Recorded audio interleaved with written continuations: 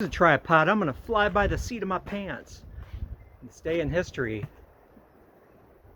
or thereabouts, a long time ago, I believe it was in the 1500s, there was a fellow by the name of Andrea Amati, Cremona, Italy, who was basically the godfather of the violin.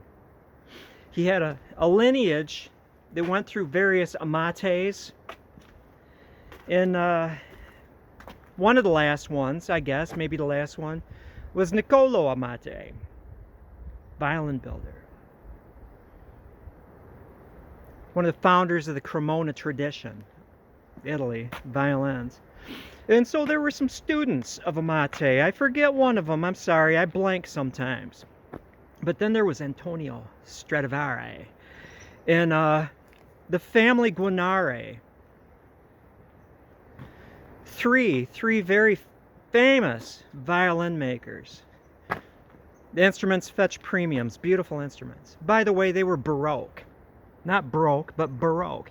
And so the modern instruments you see, suppose you go to YouTube and it's like Stradivarius violin. Look at the side picture of the neck where it joins the peg box. They were Baroque. They had shorter necks at a lower string angle, lower string tensions, blah, blah, blah. So if you see a modern Stradivari, or a Guarneri, or the other fella, I'm sorry, I forget his name. He's not as famous as Guarneri and Stradivari. You will see a joint where a new neck was affixed to the peg box. You will see it. Do some Google searching of Stradivarius or Guarneri del Gesù, and you'll see it if it shows it where that new neck was attached. And so if you look at YouTube and you see a real Stradivarius, or I found one in my grandpa's closet, whatever, you look at the side of the neck, and if there's no joint, that's obviously a fake. But let's move along. So Italy had a tradition of violin makers. If you have an Italian bench-made, which means it was made by one person and not in a factory, you're going to pay a lot of money. And so the violin making spread to France, and it spread to Germany. Now this is the thing. You buy an old fiddle made in Italy, chances are it's not a factory made violin. You see, when violins took off, factories were set up. In France, hierarchy, generally speaking, Italian violins are up here, France is down here, Germany down here, because of the number of factories set up to build violins. Italy, not so much. They have shops, they have schools, not so much in the factories, so you get an Italian instrument, chances are it's a well-made one. In France, a lot of nicely made bench-made violins with some factories, and so their prices generally, taken as a group, go a little lower than Italian instruments. Germany, on the other hand, in the late 1800s and early 1900s, in the Saxony district of Deutschland, Czechoslovakia bordering, factories. So a German, after 1900, late 1800s, early 1900s, the German violins, you can pick them up for a song, so to speak. Tricky of me, right? But here's the thing.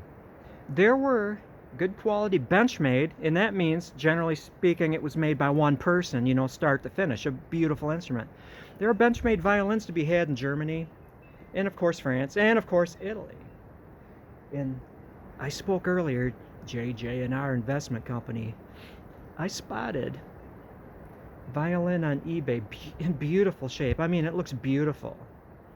And it's a fellow that fixes up violins, knows what he's talking about, claimed that this, made in 1909 in the Saxony district of Germany, is an actual bench-made violin made by one person. It's a beautiful violin, says it's beautiful tone, whatever.